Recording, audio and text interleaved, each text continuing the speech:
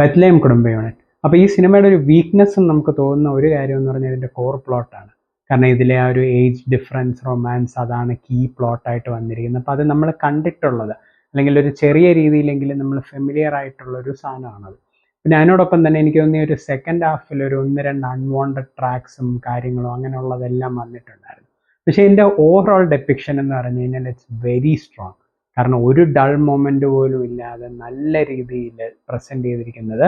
U know that why you are watching it that you are watching a block buster.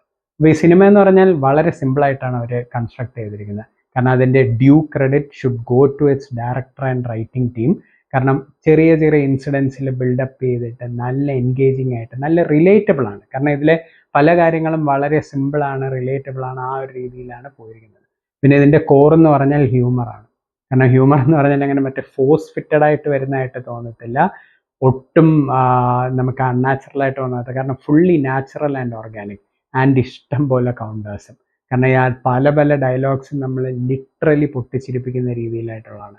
പിന്നെ ഇതിൻ്റെ romance ഞാൻ പറഞ്ഞു, അത് and the serious portions. കാരണം ഇതിൻ്റെ ആ പ്ലോട്ട് എന്ന് ഞാൻ പറഞ്ഞല്ലോ, അപ്പോൾ അത് ഏത് നിമിഷവും മറ്റേ ഒരു കുറച്ച് ഫീബിൾ ആണെങ്കിൽ പോലും നല്ല സ്ട്രോങ് ആയിട്ട്, കാരണം അതിൻ്റെ ഡെപ്പിക്ഷൻ എന്ന് പറഞ്ഞാൽ വളരെ സ്ട്രോങ് ആണ്, നമുക്ക് റിലേറ്റബിൾ ആയിട്ടുള്ളത്, അല്ലെങ്കിൽ ഒരു മൊമെൻറ്റിൽ പോലും ക്രിഞ്ചി അല്ലെങ്കിൽ ഡൾ അല്ലെങ്കിൽ ഏതെങ്കിലും രീതിയിൽ പ്രീച്ച് ചെയ്യാതെ പോകുന്ന ആ ഒരു രീതിയിലാണ് എടുത്തിരിക്കുന്നത്. പിന്നെ ഇതിൻ്റെ മൊത്തം നോക്കിക്കഴിഞ്ഞാൽ ഇതിനെ എടുത്തിരിക്കുന്നത്, കാരണം ഈ തീമിന് കൊടുത്തിരിക്കുന്ന ഒരു മെച്യൂരിറ്റി സെൻസും ഉണ്ട്.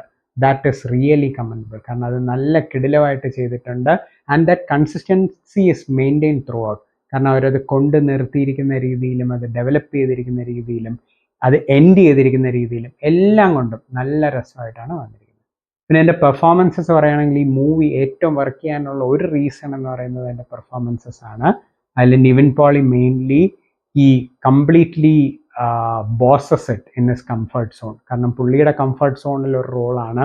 ആ നാച്ചുറൽ എക്സ്പ്രഷൻ ആണെങ്കിലും എന്ത് വരികയാണെങ്കിലും നല്ല കിടലായിട്ട് വന്നിട്ടുണ്ട്. പിന്നെ മമിത ബൈജു ക്വയറ്റ് എക്സെപ്ഷണൽ. കാരണം ആ ഒരു ഏജ് ഗ്രൂപ്പ് പ്ലേ ചെയ്യുന്നതും അതിലെ സീരിയസ് പോർഷൻസ് വരുന്നത്, ചെറിയ രീതിയിലുള്ള റൊമാൻസ്, ഹ്യൂമർ എല്ലാം വരുന്നത് ക്വയറ്റ് എക്സെപ്ഷനിലാണ്. പിന്നെ എൻ്റെ സപ്പോർട്ടിംഗ് കാസ്റ്റ് വളരെ കിടലാണ്. അതിൽ മെയിൻലി പറയേണ്ടത് എനിക്കൊന്ന് സുരേഷ് കൃഷ്ണ ഒന്ന്, റോഷൻ ഷാനവാസ് ഒന്ന്, പിന്നെ ഷമീർ ഖാൻ ഒന്ന്, സംഗീത് പ്രതാപ്.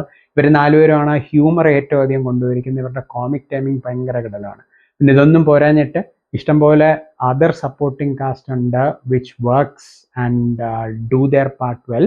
ആൻഡ് അതിൽ മെയിൻലി എടുത്തു പറയേണ്ട ശ്യാം മോഹനാണ്. കാരണം ശ്യാം മോഹൻ കുറച്ചൊരു എക്സെൻട്രിക് ക്യാരക്ടർ പോലാണ്, പക്ഷെ നല്ല കിടിലമായിട്ടാണ് ഇത് ഡെപ്പിക്ട് ചെയ്തിരിക്കുന്നത്. And so is Vinesh Forrt. So overall നോക്കിക്കഴിഞ്ഞാൽ it's a very simple feel good entertainer that you might not mind watching it again and again. Thank you.